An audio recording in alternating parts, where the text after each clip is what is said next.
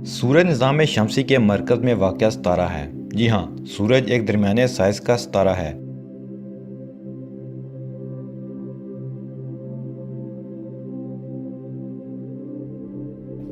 अस्सलाम वालेकुम। उम्मीद है डिस्कवर आर्ट टीवी के तमाम नाजरीन बखैरियत होंगे। नाजरीन मोहतरम, डिस्कवर द यूनिवर्स सीरीज़ की आज की इस मालूमाती वीडियो में हम अपने निज़ाम शमसी के मरकज़ी किरदार सूरज के बारे में जानेंगे।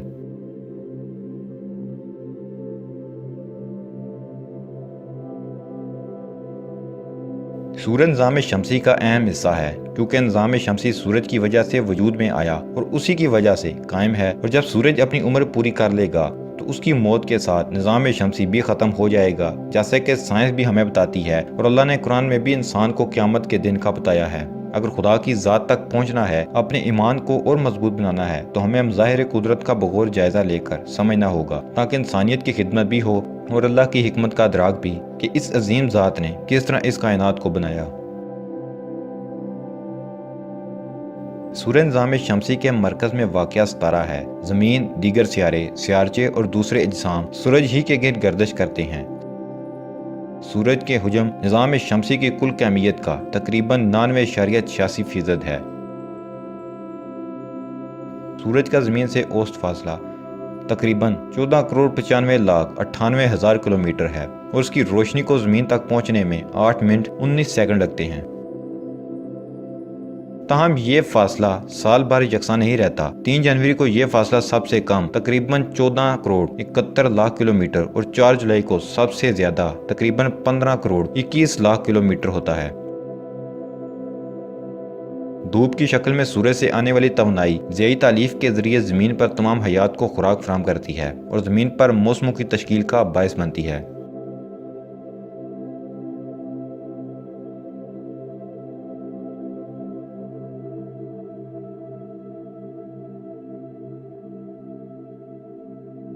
अब हम सूरज की बनावट के बारे में बात करते हैं। सूरज की सतह बुनियादी तौर पर हाइड्रोजन और हीलियम गैस से बनी है। इसमें हाइड्रोजन का तनासब तकरीबन 74% बिलहाज कमियत या 92% बिलहाज हुजम है और हीलियम का तनासब तकरीबन 24% बिलहाज कैमियत या 7% बिलहाज हुजम है।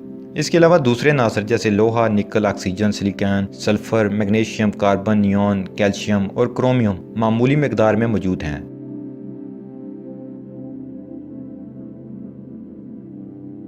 तकरीबन 109 ज़मीन जैसे सियारे ज़मीन की सतह पर फिट आ सकते हैं, जबकि ज़मीन जैसे 10 लाख से ज़्यादा सियारे सूरज के अंदर फिट आ सकते हैं। साइंसदानों को मालूम हुआ है कि सूरज अपने कोर में जमा शुदा हाइड्रोजन को अगले 5 अरब साल तक जलाना जारी रखेगा। उसके बाद हीलियम सूरज का प्राइमरी ईंधन बन जाएगा।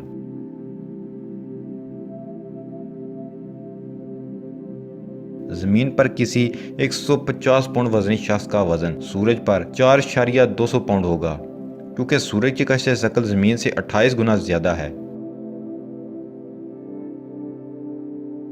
नाज़रीन मोहतरम, अगर आप जानना चाहते हैं कि सूरज कैसे वजूद में आया तो हमारे चैनल डिस्कवर आर्ट टीवी पर डिस्कवर द यूनिवर्स सीरीज की किस नंबर 2 मुलाजा करें, जिसमें हमने बिग बैंग की वजह से कायनात के वजूद में आने पर सैर हासिल गुफ्तगू की है और इसमें सूरज के और निज़ाम शमसी के बनने के मराहिल का अहाता किया गया है।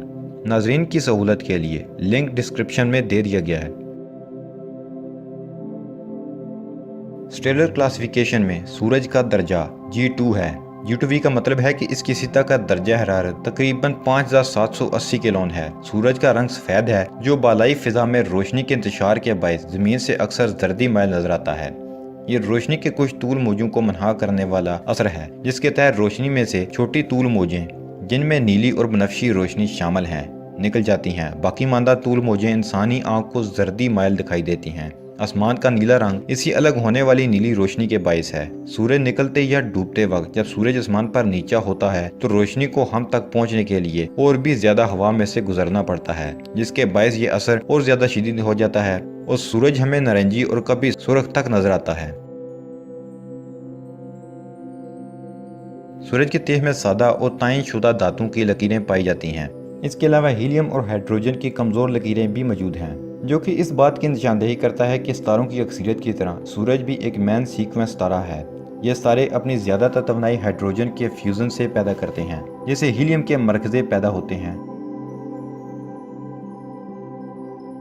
हमारी जमात के तकरीबन 10 करोड़ सितारे हैं। सूरज को पहले एक छोटा और गैर अहम सितारा समझा जाता था, लेकिन अब G2 के अक्षांश में ये बात मालूम हो चुकी है कि सूरज हमारे के अक्षांश मिल्की वे के 85% सितारों से, जिनमें बेशतर सुर्ख पौने हैं, ज्यादा रोशन है। सूरज के अक्षांश मिल्की वे के मरकज के गिर्द तकरीबन 24,000 से 26,000 नूरी साल के फासले पर गर्दिश करता है। ये सेकंड जुर्मट की सीमत में गर्दिश कर रहा है और 22.5 से 25 करोड़ सालों में एक चक्कर मुकम्मल करता है। इस दुरानियों को एक अक्षांशीय साल कहते हैं। इसकी दूरी रफ्तार तकरीबन 220 किलोमीटर फी सेकंड ख्याल की जाती थी, लेकिन एक नए अंदाजे के मुताबिक 251 किलोमीटर फी सेकंड है। इस तरह सूरज तकरीबन हर 1190 सालों में एक नूरी साल या हर 7 दिनों में एक फल्कियाती इकाई का फासला तय करता है। हमारे मौजूदा इल्म के मुताबिक ये पैमाइशें हर मुमकिन हद तक दुरुस्त हैं, लेकिन मज़ीद तहकीक की बुनियाद पर इनमें तब्दीलियाँ भी आ सकती हैं। हमारी के अक्षांश भी कॉस्मिक माइक्रोवेव बैकग्राउंड रेडिएशन के मुकाबले सूरज की कुल रफ्तार तकरीबन 370 किलोमीटर फी सेकंड जुर्मट लियो की जानब है। सूरज अभी मिल्की वे के जिस हिस्से से गुजर रहा है, इसमें हमसे करीब तरीन 50 तारों में, जो ज़मीन से 17 नूरी साल के फासले तक वाक़या हैं, कमियत के लिहाज से इसका नंबर चौथा है।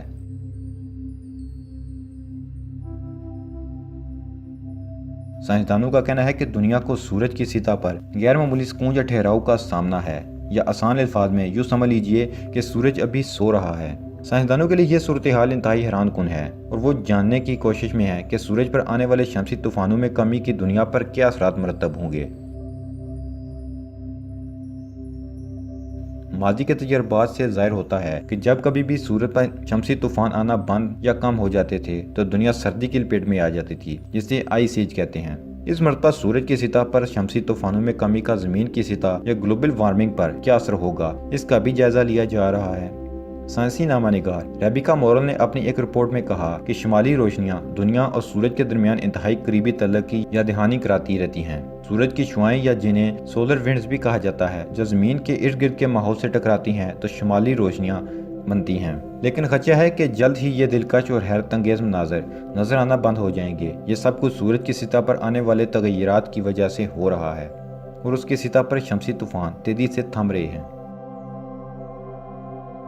रदरफोर्ड एलेंटन लेबॉर्ट्री के प्रोफेसर रिचर्ड हैरिसन का कहना है कि आप जो कुछ भी कर लें, सोलर पैक्स में कमी वाक़या हो रही है और सूरज की सतह पर बुलंद होने वाली शौं की कमी से ये बात बिल्कुल वाज़ेह है। 17वीं सदी में कई दहाइयों तक सूरज की सतह पर पैदा होने वाले धब्बे गायब हो गए थे, जिसकी वजह से कुरे शुमाली में शदीद सर्दी हो गई थी और लंदन का दरिया टेम्स मुंजमद हो गया था।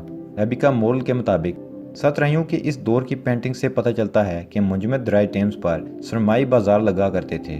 सन 1684 के मारूफ ग्रेट फ्रोस्ट में दरिया 2 माह तक मुसलसल मुंजमद रहा था और इस पर 1 फुट दबीज बर्फ की तह जमी रही। यूरोप की तारीख के इस सरतरीन दौर को मॉन्टर मैनिमम का नाम उस साइंसदान के नाम पर दिया गया था जिसने सूरज पर होने वाली सरगर्मी में कमी का मुशाहिदा किया था। मॉन्टर मैनिमम के दौरान सिर्फ दरिया टेम्स ही मुंजमद नहीं हो गया था, बल्कि बहीरे बाल्टिक भी जम गया था। शुमाली यूरोप में फसलें तबाह होने लगी थीं और कहत आना शुरू हो गए थे। सूरज पर सरगर्मी में कमी का मतलब है आने वाली कई दहाइयों में जमीन इंतहाई सर्द हो सकती है। सूरज पर सरगर्मी में कमी का मतलब है कि सूरज से दुनिया पर आने वाले बनफशी शौं में कमी और इस वजह से जेट स्ट्रीम तासर हो सकती हैं। माइक ल्यूकोर्ट का कहना है कि जेट स्ट्रीम में तब्दीली से शुमाली यूरोप को आने वाली गर्म हवाएं बंद हो सकती हैं। सूरज की सतह की गर्मी तब तक खत्म नहीं होगी जब तक सूरज एक गेंद जितना छोटा नहीं हो जाता और उसकी सारी हाइड्रोजन खत्म नहीं हो जाती।